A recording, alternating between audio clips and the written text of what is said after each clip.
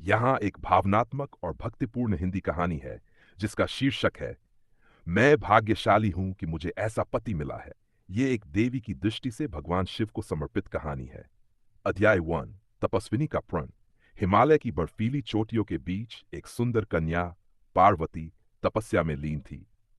उसका मन केवल एक ही लक्ष्य पर केंद्रित था, भगवान शिव को अपने पति के रूप में पाना। उसके पिता राजा हिमवान उसे राजकुमारी की तरह जीवन देना चाहते थे, लेकिन पार्वती का मन संसारिक सुखों से ऊपर था। पर्वतों की कठोरता में बैठकर उसने वर्षों तक व्रत, ध्यान और कठिन तप किया। उसकी भक्ति इतनी गहरी थी कि देवताओं तक को चमत्कृत कर गई। देवर्षि नारद ने आकर कहा, पार्वती तुम सच में पुण्यात्मा हो, भगवान शिव तुम्हारी भक्ति से प्रसन्न होंगे। अध्याय 2। शिव का परीक्षण। भगवान शिव जो समाधि में लीन थे, पार्वती की तपस्या से विचलित नहीं हुए। उन्होंने उसकी निष्ठा की परीक्षा लेनी चाहिए। एक साधु का वेश धारण कर पार्वती के पास आए और बोले, हे कन्या, तुम शिव को क्यों पति बनाना चाहती हो? वह तो श्मशानवासी हैं, भस्म लपेटते हैं, उनका कोई लोक व्यवहार नहीं। पार्वती ने नम्रता से उत्तर दिया, मुझे संसार के सौंदर्य या ऐश्वर्य की आवश्यकता नहीं। मैं उस पुरुष की अर्धांगिनी बनना चाहती हूं जो सृष्टि के परे है, जो मृत्यु को भी साध सकता है। मेरे लिए शिव ही सब कुछ हैं। शिव मुस्कुरा उठे।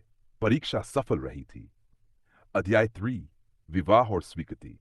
कुछ समय बाद पूरे कैलाश और त्रिलोक में गूंज उठा एक पावन घोष, शिव और पार्वती का विवाह। ब्रह्मा, विष्णु, इंद्र और अन्य देवता स्वयं इस शुभ कार्य में सम्मिलित हुए।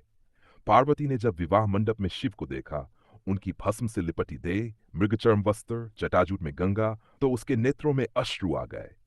मैं भाग्यशाली हूं, उसने मन में कहा, कि मुझे ऐसा पति मिला है जो बाहरी रूप में भले ही साधारण या अजीब लगे, लेकिन जिसका हृदय करुणा, शक्ति और प्रेम से भरा है। अध्याय 4। अर्धनारीश्वर की कथा। विवाह के बाद पार्वती ने एक बार शिव से प्रश्न किया, प्रभु, आप मेरे मन को पढ़ लेते हैं, लेकिन क्या मैं आपके समकक्ष नहीं हो सकती? तब भगवान शिव ने अर्धनारीश्वर रूप धारण किया। आधे शरीर में शिव और आधे में पार्वती। उन्होंने कहा, हे देवी, तुम मेरे अंग हो, मेरी शक्ति हो, मेरे बिना अधूरी नहीं, मेरे साथ पूर्ण हो। पार्वती की आंखों से आंसू बह निकले।